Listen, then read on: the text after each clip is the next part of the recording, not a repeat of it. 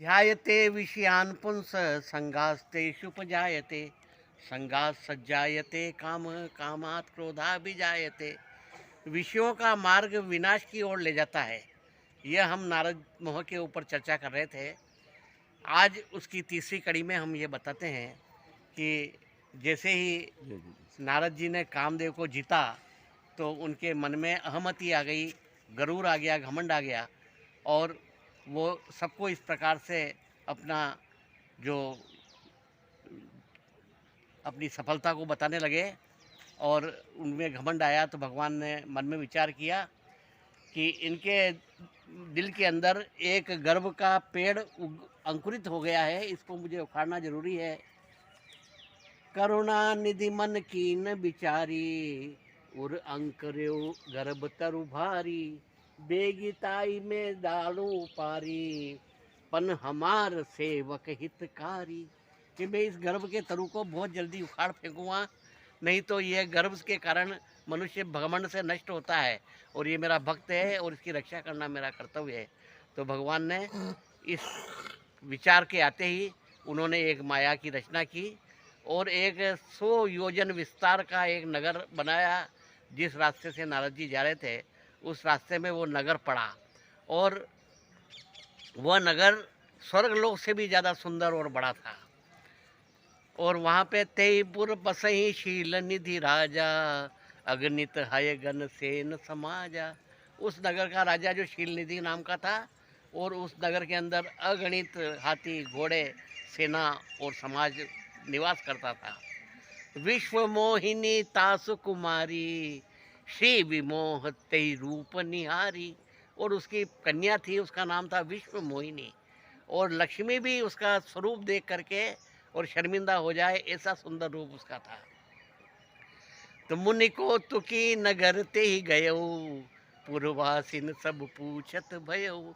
जो मुनि जो नारद जी है वो कौतुकी है, तो वो नगर देखा, उन्होंने कहा ये नगर तो मेरे को कभी देखने में नहीं आया। तो गांव वालों से उन्होंने सब पूछा तो उन्होंने कहा कि करई स्वयंवर सोनरप बाला आए तर अगणित महिपाला। कि बहुत सारे राजा यहाँ आए हुए हैं और ये कन्या का स्वयंवर है। तो वो नारद जी उस राजा ने उनका स्वागत किया और आन दिखाई नारद ही भूपति राजकुमारी कहूँ सुता के गोदोष गुण मुनि है हृदय विचारी। उस राजकुमारी विश्व मोहिनी को नारद के सामने उपस्थित किया और कहा कि हे मुनिवर, इस मेरी कन्या के दोष और गुण आप हृदय में विचार के कहो। तो देखी रूप मुनि बिरती बिसारी बड़ी बार लगी रहे निहारी। जैसे ही उस कन्या को देखा और नारद मुनि सब वैराग्य भूल गए और बहुत देर तक एक टक उस कन्या को देखते रहे और उसके जो गुण दोष है वो अपने हृदय में विचारे पर प्रकट नहीं किए। और वो गुण दोष ये थे कि ये उस कन्या जो जिसको भी बनेगी वो अमर होगा और समर भूमि में उसे कोई जीत नहीं पाएगा और चर अचर उसकी सेवा करेंगे जिसको ये कन्या विवाह करेगी। तो इस प्रकार का जब उन्होंने मन में विचार आया तो उन्होंने सोचा कि इस कन्या से अगर मैं विवाह कर लूँ तो कितना अच्छा रहे। तो ये विचार उनके मन में आते ही उन्होंने कहा कि जब तब कछु न हो ते ही काला हे विधि कवन विधि मिले यह बाला। कि मेरे को जब तक अब सब भूल गए हो, क्योंकि वो विषयों का रास्ता विनाश की ओर आदमी को ले जाता है। तो सब जब तब तो भूल गए और एक अवसर चाहिए परम शोभा रूप अपार सोई बिलो की रीझे कुंवरी फिर मैं ले जय माल। कि इस अवसर पर मुझे बहुत बड़ा सुंदर रूप चाहिए और उसको देख करके ये कन्या मेरे ऊपर रीझ जाएगी और मेरे को जयमाला पहना देगी। तो उन्होंने कहा ये परम रूप कहाँ से लाऊं। तो हरिसन मांगो सुंदरताई, कि भगवान विष्णु से मैं सुंदरता मांगने के लिए जाऊँगा। मोरे हरिसम हित नहीं कोई यही अवसर सहाय सो होई। मेरे भगवान के समय कोई भलाई करने वाला नहीं है, इस अवसर पर मेरी सहायता हुई करेगी करेगा। बहुविधि विनय की नते काला प्रकटे प्रभु को तुकी कृपाला। नारद जी ने बहुत सारी विनय की, उसी समय विष्णु भगवान प्रकट हुए। तो नारद जी ने अति आरत कही कई कथा सुनाई, करो कृपा करी हो सहाई। बहुत दुखी मन से नारद जी ने वो पूरी कथा सुनाई और कहा, आप मेरे ऊपर कृपा करो और मेरी सहायता करो।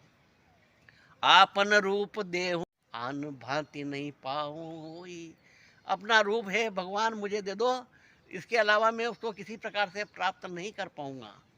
तो भगवान ने देखा कि मेरी माया कितनी प्रबल है, ये कामदेव को जीतने के का जो घमंड इनके दिल में था, वो एक कन्या को देख करके इन सब रघु चक्कर हो गया और उसको प्राप्त करने के लिए वो कितना जतन कर रहे हैं और किस प्रकार से दुखी हो रहे हैं।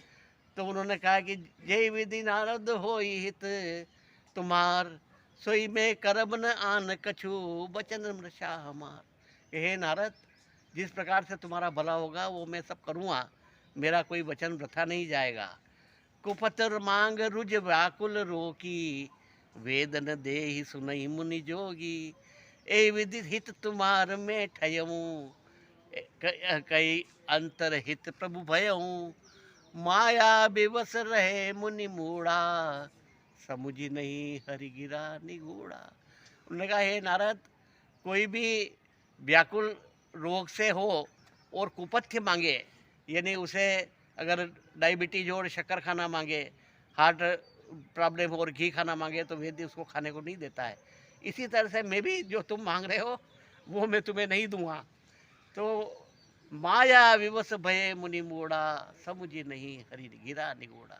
वो माया के वश में हो गए, क्योंकि विषयों का ध्यान विनाश की ओर मनुष्य को ले जाता है।